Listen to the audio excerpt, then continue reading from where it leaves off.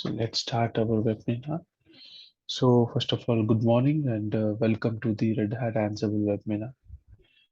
So coming to myself, my name is Balachandra and I'm a certified trainer having 15 plus years of experience in system administration. And I provide different types of trainings like classroom, online, and apart from this, I do a tech consultant. Apart from this, the technologies I'm an expert in is Red Hat Ansible and Red Hat Linux, Solaris, that's a Unix flavor, IBM AIX. And I also teach Veritas Suite and AWS, and I do job support and certification assistance. So I have trained many people around the globe in different media of trainings. Okay. So this is all about my technical skills and experiences. Okay. So now let me take you quickly jump into the webinar here.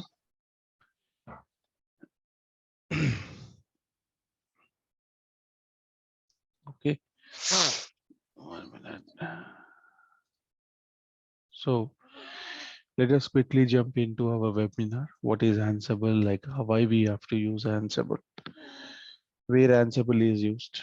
All these things we will discuss. Right. So first of all, like we have to know one thing here is Ansible is an open source automation tool. Okay. Ansible is an open source automation tool. So you know what is open source. Okay. Open source in a sense, like a tool is open to everyone. So when it is open to everyone, what is the use? People can start editing, modifying the tool, right? So this is the advantage here. Okay. And Ansible comes under automation tool, or we also call it as a DevOps tool, right? Why it is called DevOps tool, because you can use this at development end as well as operation end also. Or in simple way, if I want to tell you, you can use Ansible from development to production. Operations is nothing but productions. So that is the reason, the name called DevOps came into an existence. Okay. But okay, fine. As you understand that Ansible comes under DevOps tool and using Ansible, you know, not only automation, we can do many things we can do, right? But okay, fine. Before we go to Ansible, before we get more, I mean, before we discuss more into the Ansible, let me ask you, let me give you an understand without this DevOps tool, without this automation tool, how the infrastructure was running, how the infrastructure was administrated, right? This is very important there. So when I'm talking about how the infrastructure is managed, how the infrastructure is maintained before 10 years, before 15 years, when we don't have these tools, very simple here. So we used to do a lot of manual administration through a GUI or through a CLI, we used to do it, right? So there is nothing wrong in doing manual administration. Even now also, many people who don't use an automation tool, they do a manual administration. They follow some document, they perform steps. I mean, they perform the implementation or troubleshooting by following step by step documentation.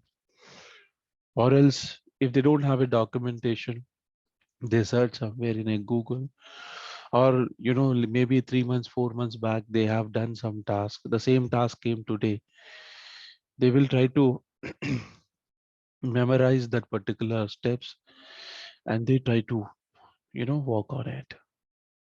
You get it, my point? This is what exactly the administration was. You might talk about anything. I'm just talking about system admin, Okay, you may talk about database, you might talk about storage admin, you might talk about network admin or security admin. We might talk about cloud, anything you talk about. So we used to, this was the pattern of managing and administrating the your environment or your IT infrastructure. Okay, so we will say that there is nothing wrong, right? It is the default method of managing it, right? But the problem here is when you are following the steps, if by mistake, okay, you missed some steps, and will you get an output? Really, no. So if you don't get a proper output, what you will do? Again, you will try to repeat the steps. Again, you will try to repeat the steps, and again, you are going to perform the task step by step, without missing anything. Then at that time, you might get an output, right? So this is a problem. This is a trouble. Okay, when you are working with system administration, if you are working with storage admin or you're working with database admin, okay, so you're going to get errors. To overcome that, okay, to overcome that, we go for something called automation tools. Getting it? And you know that there are many automation tools available on the internet. As you get into the internet, just try to put, you just go to the Google and just say list of automation tools. You'll get a lengthy list, 10 tools, 15 tools, 20 tools like this. Some are open source, some are commercial, right? This is what Excel. So these automation tools are really not new. It is there from last 12 years, last 15 years, right? If you go to an enterprise level companies, they used to manage their infrastructure using these automation tools only. But from last 10 years, what we are seeing is, okay, people started using these automation tools to make their infrastructure more productivity. You're getting my point? More productivity. So this is what exactly happened. Okay. So, okay. Now I hope you understood what is the use of automation tool. So now we will discuss about now Ansible.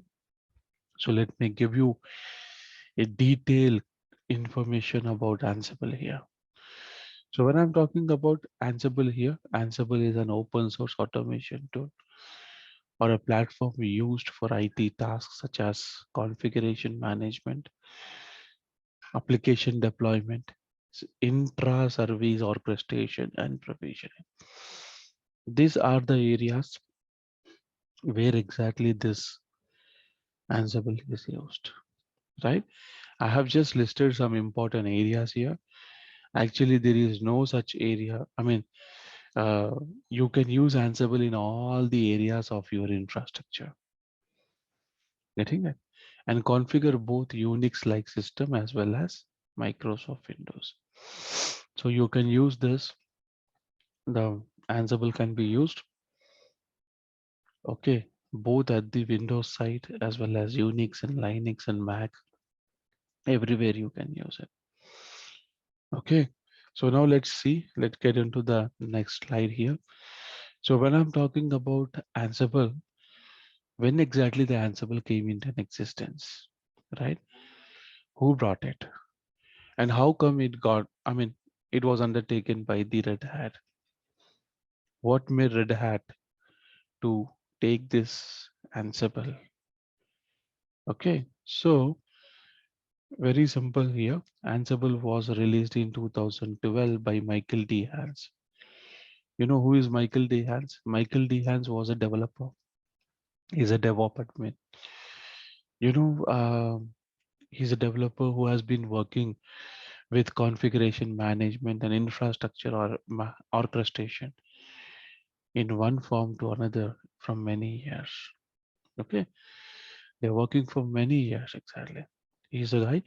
He's working in on many tools from many years. I mean, before 2012, he was having another 10 to 12 years experience in working with this DevOps tools. But the problem here is, the purpose was different. For configuration management, people used to work with some different tool. For server deployment, people used to use a different tool. For automation, people used to use some different tool, right?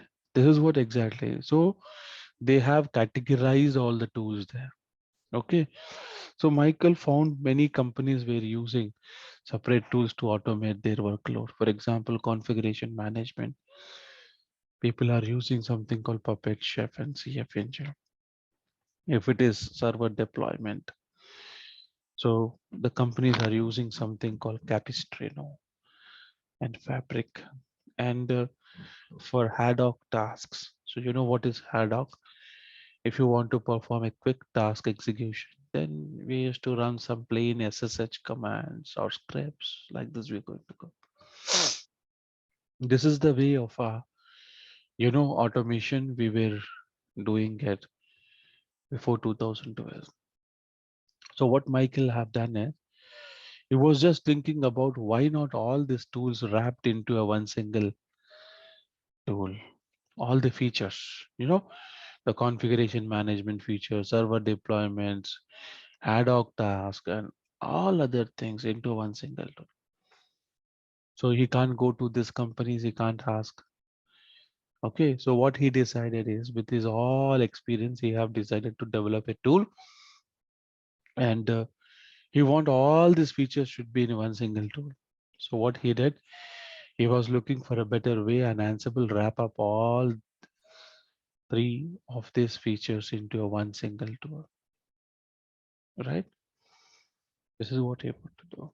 So what he did is he started developing an Ansible, developed an automation tool, and he named it as an Ansible.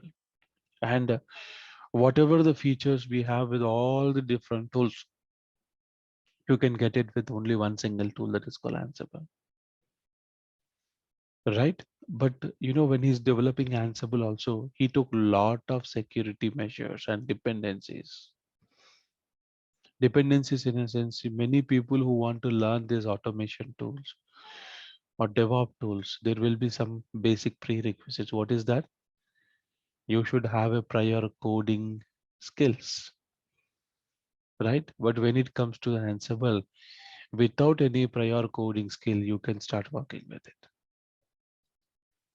You're getting my point? Without any prior coding skill, you'll say that I don't know any coding skill. I don't know what is script, what is shell. I don't know anything about the code. Nothing to worry. Still, you can start working with the Ansible. Okay. So you might ask me how it is possible. We will be discussing about it. Okay. So without any prior coding skills, that you can start working with Ansible. So you want to know how the Ansible was developed using which language, whether they have used Perl or Python or Ruby or Rail. Ansible was totally developed on Python, right?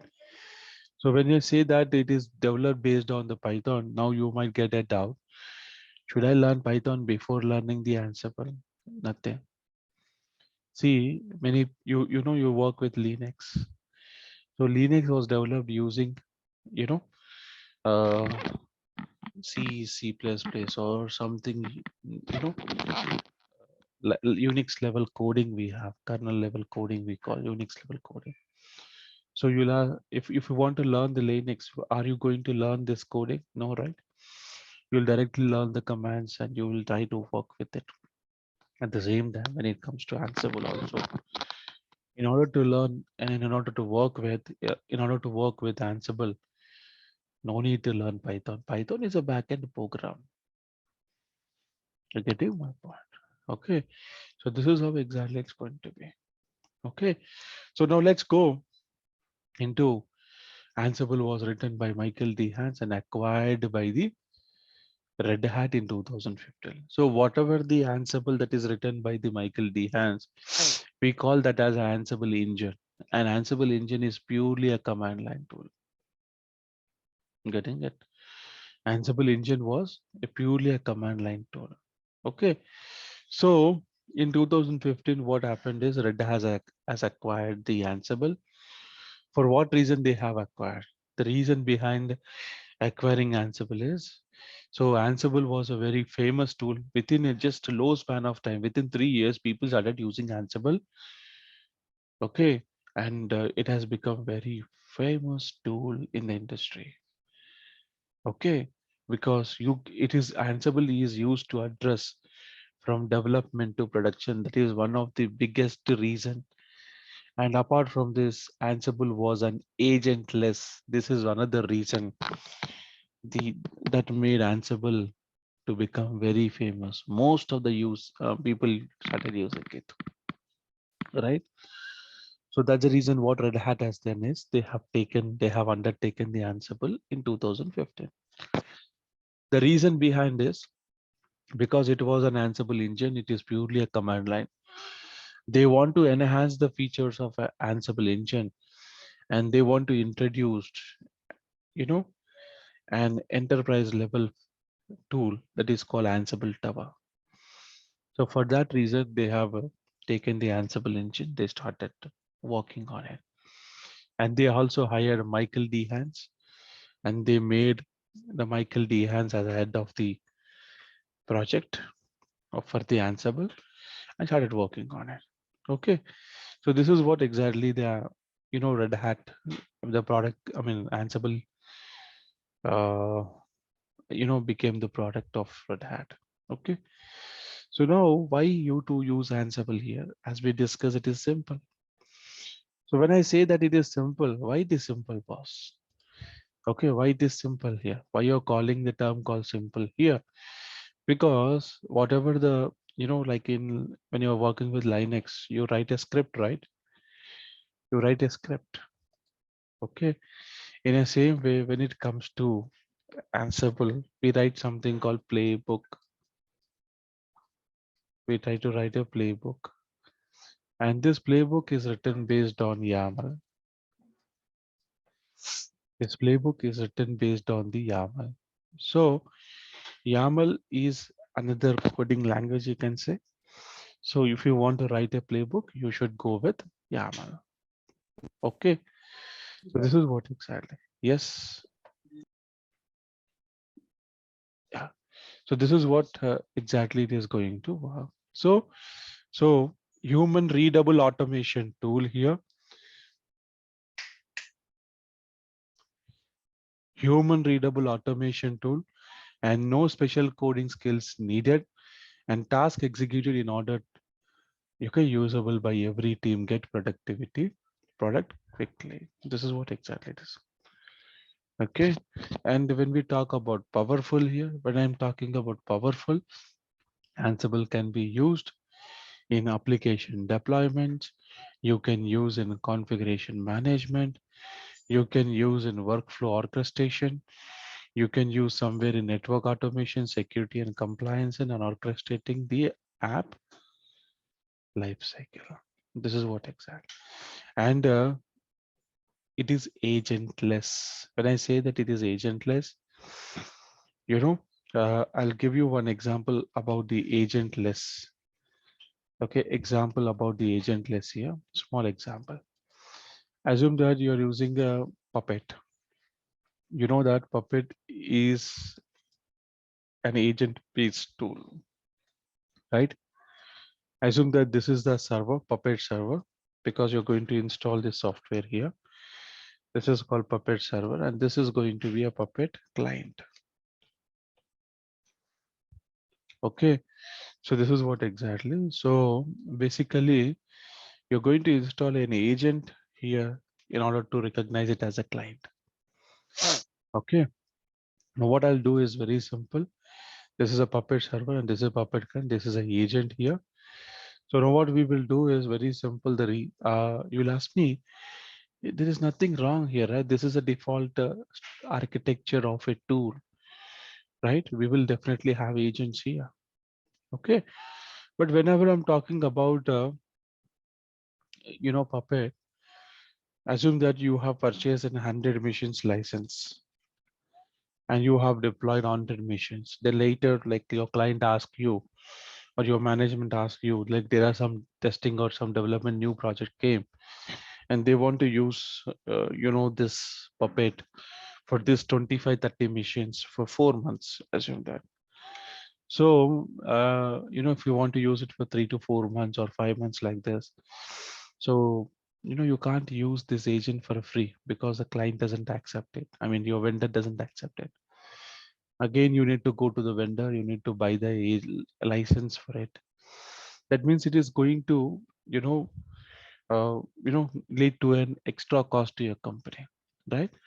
So that means if you want to add some new machines to your existing environment, you need to take an approval. You need to, you know, you know, what we say, we need to uh, convince your client or your management, then only you can go for it. But whereas when it comes to the Ansible, actually we don't involve all these commercials. Why? Because I will tell you, this is my Ansible server and this is my Ansible client. So basically we will never call it as an Ansible server here. As per the terminology, we call it as a control node. And this is something called, we call manage node here. This is what exactly. So why you are calling as a control node? Because Ansible is already installed here. And we are going to call it as a manage node because this is our target mission where you're going to perform the task. And we are going to do SSH is a service that we're going to use. We are clear? We're going to use something called SSH here. Clear? Understand? This is what is. So there is no agent required here. So you will ask me how you are going to communicate. We are going to communicate using SSH. And remember, Ansible is something called push mode software. Push mode in a sense what? You're going to create a playbook here and you're going to push from control node to manage node. So what is exactly playbook? Playbook is a code like you want to perform a task. You want to install a package. You want to enable a service. You want to create a file, right? Or you want to, you know, uh, configure some services, anything. You want to enable or disable some configurations, anything you can do from here. Whatever the task you are doing on as a Linux administrator or a storage administrator on a cloud, everything you can do using this playbook. This is purely a push mode. Okay, what is meant by push mode? You're going to push the code from control node to manage node via network using an SSH service. So as you know that SSH doesn't need any license here, nothing. So if you are using it for whatever the machines, so if you want to add some extra machines also to your existing environment, you can just inform your client or customer, your management, then you can start using it. Why? Because there is no extra cost involved in it. So you can very, easily add the nodes to your existing environment. And like Puppet will be something called full mode. So wherever you install a agent, from there you are trying to pull the configurations or a code. This is how exactly it is going to work. Okay. So this is the information about the agentless. So you will ask me like if it is Linux to Linux, we are going to use SSH. Assume that if it is Linux to Windows, then we have to use WinRM. We have to use something called WinRM. WinRM, that is called Windows Remote Management Tool. You're going to use it.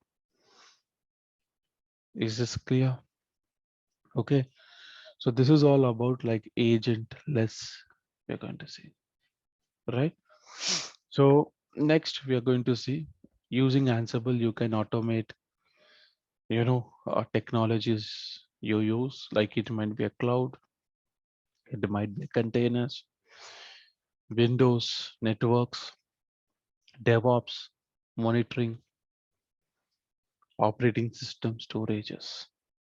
I'm telling you, whatever the tool or hardware or software or operating system or a cloud or virtualization or containers, whatever you're going to use, all this technologies can be automated using Ansible. You're getting my point, right? So because of this reason, Ansible is more used in the industry, right? So this is an advantage. Now let's discuss something about Ansible architecture. So when I'm just talking about Ansible here, first of all, you should understand what is playbook. Before we discuss what is playbook, you should also understand that how many machines exactly you need to work with Ansible. So very simple, when you get into an Ansible environment, we need two machines. Okay, what is this two machines? The one machine is going to act as a control node. Why we are calling it as a control node? Because Ansible is installed and it is running from there. And the other machine is called something called manage node. Okay, whenever I'm talking about the manage node here, very simple. So here we are going to install Ansible. Ansible is installed here. Okay, and this is my target machine where we install, I mean, where you're going to perform the task. Take an example on this node, you want to create a user. On this node, you want to create a user. So as you want to create a user, then you write a playbook. You will write a playbook here. Okay, I will write a playbook here.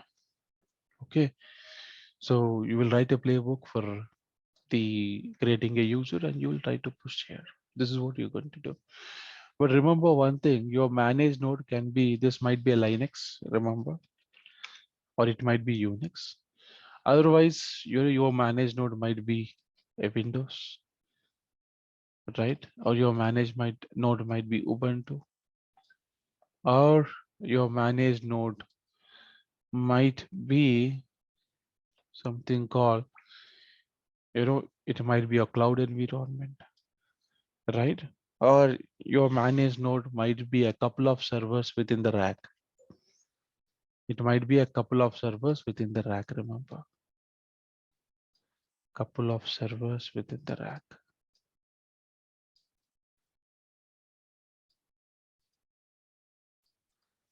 Couple of servers within the rack. This is what it is going to be, right? So this is what exactly, if it is Linux to Linux or Linux to Unix, we use SSH. And if it is Windows, we are going to use WinRM. Okay. And one more important thing here is for installing Ansible, the dependency packages will be Python. Python is a dependency packages here. Remember, this is how exactly it's going to be. Now, good, you understood. Like we needed two machines a minimum, right? To configure one as a control node, another one is a managed node, right? So this is what exactly. Now we talk something about who is going to create this playbook as a root or as a normal user. So mainly when it comes to a control node, we create a normal user here. So the normal user that might be, the user might be, we try to create with the name called Ansible, or we try to create with DevOps. This is a user, right? We never perform the task as a root, remember. Okay. Now, okay, fine. As we connect as a normal user and we try to perform. Now we talk about a playbook here. So what is playbook here? Like, you write a script, right, using a bash or bourne shell. In the same way, when it comes to Ansible, we write something called playbook. And the playbook is written based on YAML. Okay, so when I'm talking about a YAML, how you're going to write this playbook? Assume that I'm going to create a playbook for HTTP. So the playbook extension should be .yml or it should be YAML. This is what exactly it should be. The extension should be like this. Okay. And always remember that the playbook starts with 3 dashes and end with 3 dots. This is a condition here. The playbook always starts from 3 dashes and end with 3 dots. This is how you're going to write. And between this, you're going to write a play. You're going to have a play. Play has something called task. Task has something called modules. And modules has something called options. This is what exactly it is going to be, right? So now everything is fine. Now you are understanding that how the play is written, playbook is written. Playbook contains play, play contain task, task contain module, and module contain options. So now let me talk something about the module here. What is module here? In Linux, we have a command, right? In the same way, when it comes to Ansible, we have a module. And remember, modules are written in Python.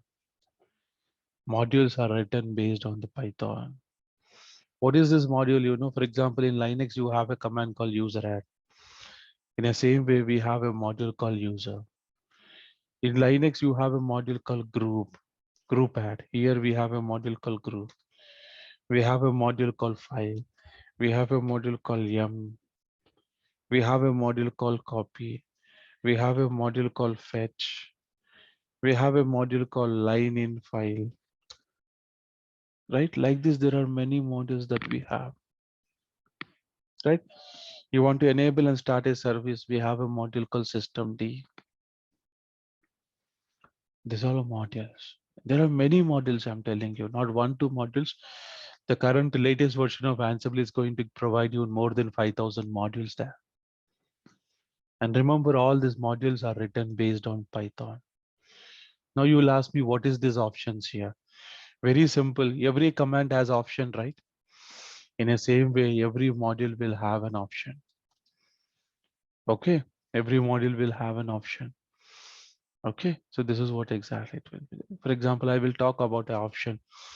So options will be something called, uh, I'm going to give you one example here. This is state. State is equals to present. Present means install. Okay. Absent means remove. Present means install. Absent means remove. Update means upgrade. Update means upgrade. Update means upgrade. Getting my point. So this is how exactly it is going to work. Okay. So whenever you are working with Ansible, when you are learning Ansible, you should more majorly concentrate on the module. If you want to perform anything, you should know more about the modules. You should know more about the modules here. You're getting my point. This is very, very important thing. This is a very, very important thing. Modules are very, very, very important. You like take an example after learning this answer. You came to know that your environment is totally on cloud and you need to manage the cloud. Okay, because anyhow you know the entire Ansible how to use. Only thing, the extra thing you need to do is you just need to know only about the modules. Then just try to use this module into your playbook and start working with it. You're getting it. You're learning Linux. When you're learning Linux or Windows, you should learn more about the commands. Okay, in the same way, when it comes to Ansible, you should concentrate more on the modules. Okay, anyhow, within 1, 2 sessions, I mean, within 1, 2 chapters, you will come to know how to write a playbook. Writing playbook is really not a big deal. But the big deal here is understanding modules, knowing the modules. And knowing module is a continuous process of an Ansible admin or a DevOps admin who is working on the Ansible. Okay, so this is how exactly it is going to be. Fine. Now I hope you understood up to here about the playbook, and then we talk something about the other things. So when I'm talking about, like we talk about inventory. So what is inventory? Okay, very simple here. You might heard about etc host file. Okay, in the same way, you know, inside the Ansible, we have a file called inventory.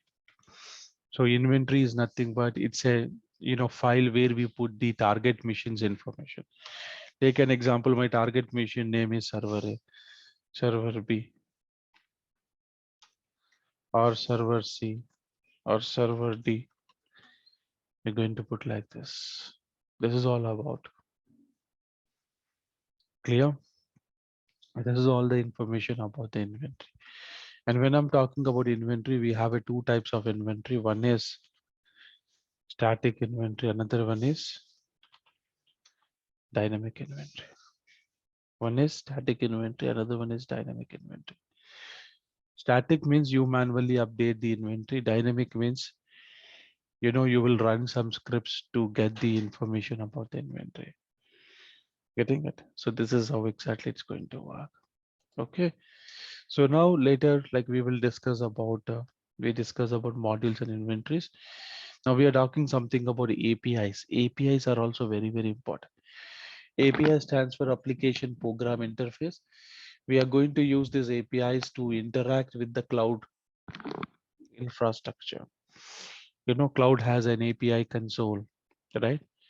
It's a management console, right? If you want to interact with that console to perform some task on a cloud, like you want to create an EC2 instance, you want to configure AS3 storage, you want to configure user, you want to, create an EC2 instance. Yes. Or you want to configure a VPC. Yes, you can do it. And next plugins, actually plugins are enhancement of the modules people say. And so, I mean, Red Hat says. So plugins are very, very important. So you have many plugins within the Ansible, right? And you can manage your host and networks, and you can also, you can have your control node based on a private or public cloud, or you can have, what is CMDB stands for? CMDB stands for Configuration Management Database. So you might heard about this remedy, okay, or you might see in service now, manage now. Okay, this kind of tools comes under configuration management database. This is all about the terminology here. Then Red Hat, you know, there is an statistics or analytics here. The business value of Red Hat Ansible automation platform here. So the 9 organization average return on investment ROI is nothing but 667%. It was return on investment. Getting it, you're investing 100 rupees and your returns are in 667 rupees. Understand, the returns are 6 times greater than whatever your investment. So this returns ROI has been increased because of Red Hat Ansible. So this is a statistic, you can see this. And even the developer who is working on Ansible, his average salary will be around 7 to 10 lakhs. Okay, with 2-3 years experience only, right? So this is the way. Okay, even people are getting more than 15-20 lakhs also. But not only Ansible, if you are able to work with other tools also, right? This is the most demanding technology we can say. It's a trending technology, I can say. It's a trending technology, right? And now we are talking something about Ansible Tower.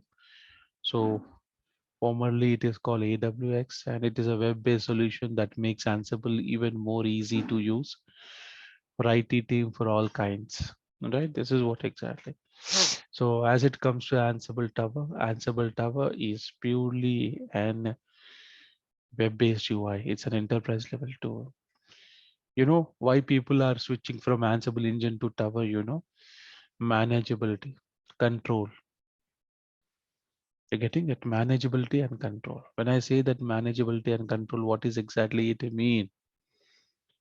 Very simple here. When I'm talking about Ansible Tower, when you compare with engine, so engine doesn't provide you any logs, but when you go for Tower, we have a log. Engine doesn't provide you control over the playbooks and inventories, but whereas Whereas when it comes to tower, yes, we definitely have a control on it, right? So like this we have. So there are so many other features we have in a tower. So that's the reason people, when you go to the enterprise level companies, they are using tower also. So what does Ansible Tower provide?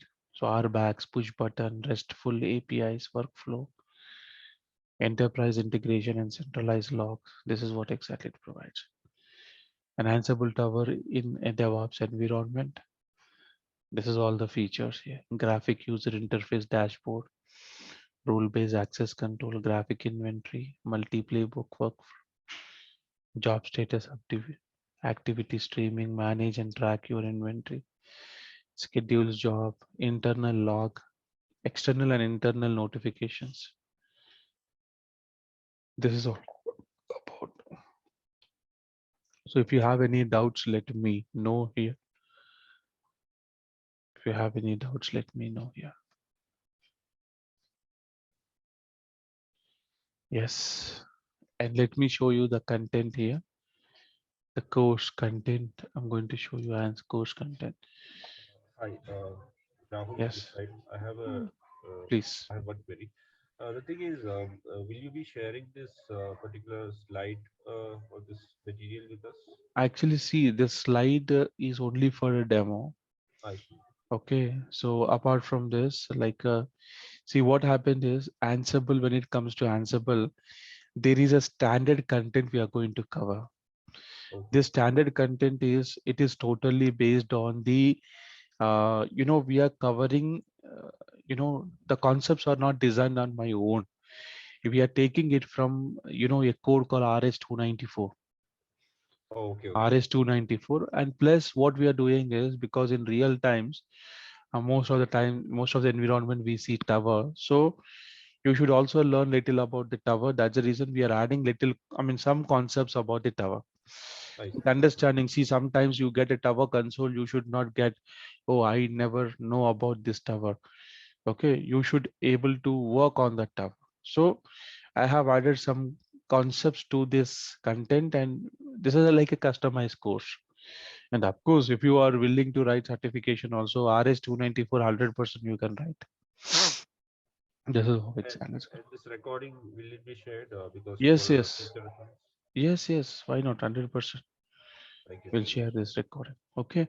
And Okay. see, like this is a content here, introduction to Ansible, like where we will be discussing the introduction here.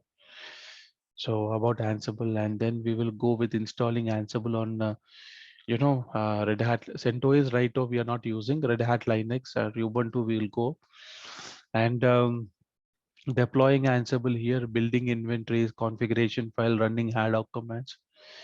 And the third chapter we start writing the playbook. So from here only you will start working with YAML. Okay. So then we will discuss about variables here. So what is this variable? I will tell you. Many times people are confused here. As a DevOps admin, as you know, DevOps admin, they only teach these three chapters only, right? So you will feel happy that you know how to write a playbook, but you are writing a plain playbook. Okay, so if you're writing a plain playbook, it doesn't make any sense, because you should learn how to modernize the playbook. So for modernizing the playbooks, we will go with something called variables, loops. Okay, you should know how to secure your playbook using Ansible Vault. You should know what is facts. Okay, and implementing task controls using loops. And take an example, if any task fails, how do we recover that? Okay, then we will discuss something about deploying files to the managed host. And then the ninth chapter is all about managing large projects and simplifying the playbook with roles. Actually, the important concepts for this Ansible is roles only. Nowadays, you want to do anything, no one is writing a playbook. A playbook is converted into a role. So you should consider more on the roles here. Okay, then we have something called troubleshooting here. So once the troubleshooting is done, then we will get into a tower concept. So introduction to tower, Ansible, We will try to install the tower setup and we will try to access it. Then we will be discussing like how do we create, I mean, how do we overview of our back. Like here we will try to create a users, groups, teams, how to manage it, how do we create a static inventory, overview of GitHub. Because right now you're writing a playbook, right? We always write a playbook using VI or a Vim, but in real time we use a tools, like we try to use a Visual Studio Code, or we try to use a PyCharm, or we try to use something called Atom, right? Like this, there are many tools we have. So if you're writing a playbook using that tools, then where you're going to place these playbooks, you're going to place these playbooks in a GitHub. And you, if you want to share that playbook or a role publicly, you will share it publicly. No, if you want to share with permissions, like you want to share it to a particular user, yes, you can do that also. And we will also discuss how do we work with the dynamic inventories through the tower also, we will say. So this is all about like the content what we are going to cover, and it's purely a 40 hours training. This is all, and basically this is a weekend training. So as I'm saying that it is a weekend training now, maybe we will be starting this training uh, from the next weekend. From 10th we are going to start this training. um, okay, maybe I don't know, like 10th, we're planning to start from 10th, but we need to see. So this is how exactly it's going to work. So any doubts here, you can ask me. And the setup is like this. You are going to create a setup. This will be my control node and this will be managed node. So one managed node is sufficient, but if you want to test the other flavor, other operating systems, then you can create one Windows machine, one Ubuntu machine, then start communicating with it, right? So this is how exactly. If you say that you don't have a resources, nothing to worry, you can configure one control node and you can have your managed node on the cloud also. Getting it? This is how exactly. So any doubts here, let me know. And uh,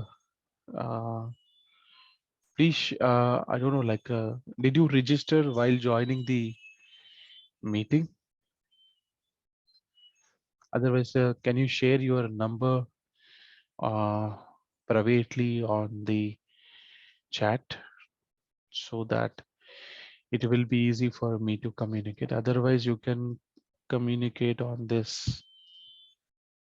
This is my number.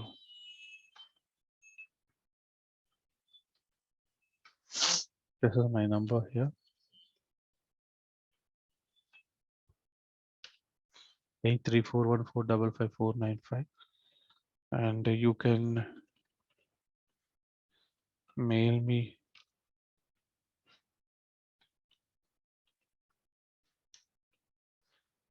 on this email address also.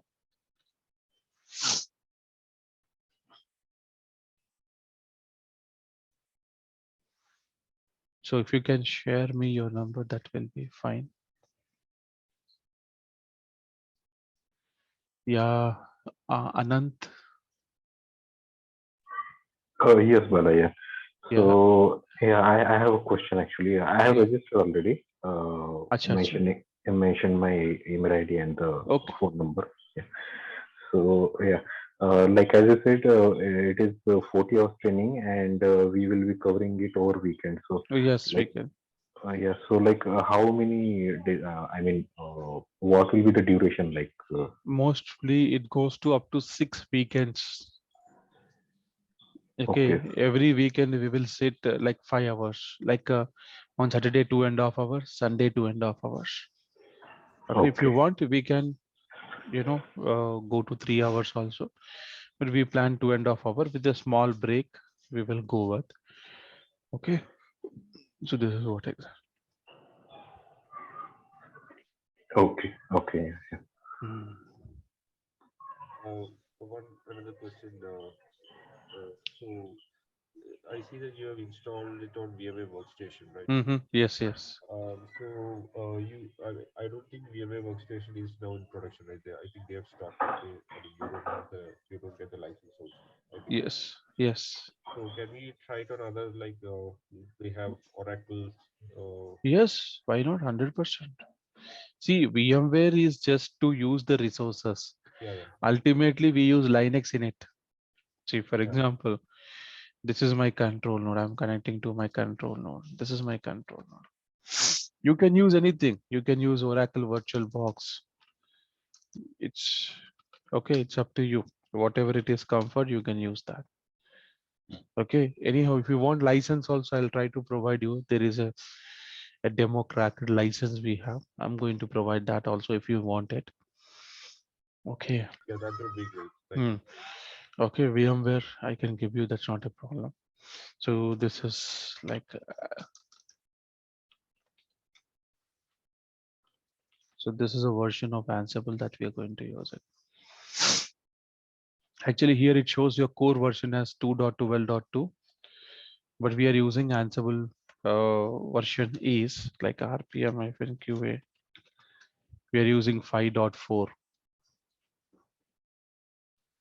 This is what for this, version. This is a base core version. So this is what, right? So this is the things. So CD, go to the, I'll just go to the project. This is all about the playbook here. Like, so this is a playbook. How do we write a playbook here? I'm just trying to use this playbook to create a user. Okay. So this is what.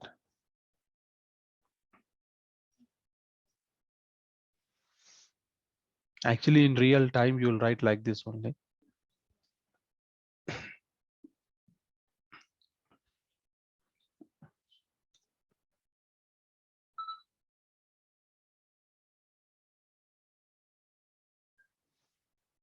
So this is all about. So actually what happened is, actually I planned from uh, next weekend, but I don't know. I've been because we have that Nimarjanam is there, Vinayak Nimarjanam. So I don't know whether uh, we will be able to start on 10th. Okay. If we miss on 10th, definitely we are going to start on 17th. Uh, Pandey, can you share your email address and phone number? It will be easy for me to communicate.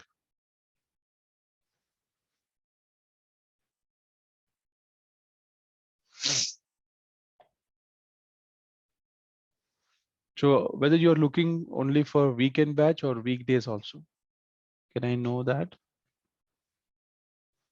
Actually, we plan for weekend because the other students who have already taken a demo also, they are just waiting for weekend batch.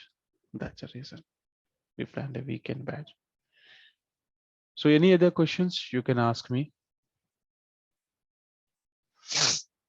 Otherwise, I'll stop here. And Yes, Bala.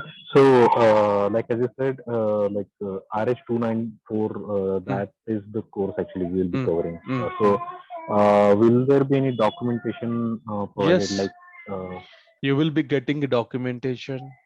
You will be getting recordings. okay, Okay. So there is nothing to worry. Documentation, I'll be sharing it. I'll be sharing you the recordings also. And whatever the playbooks I'm writing at the end of the training, I'll try to, you know, zip it and I'll try to send that also for your reference purpose. okay, yeah, Okay. So like this, we are going to do it. I'm going to create some directories like chapter 1, chapter 2, chapter 3, because basically from chapter 3 only we start writing playbooks. So we will be creating like this and I'll be, using a tar, I'll compress it and I'll try to send it to your mail address. Okay. So this is how exactly.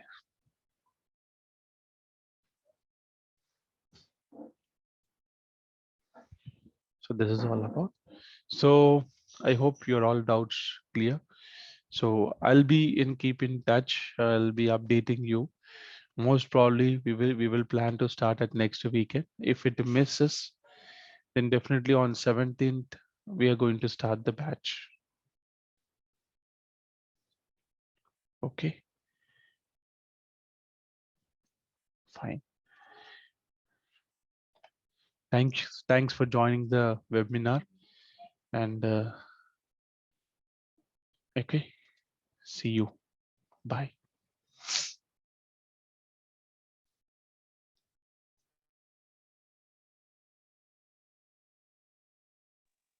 Yeah, thank you. Bye.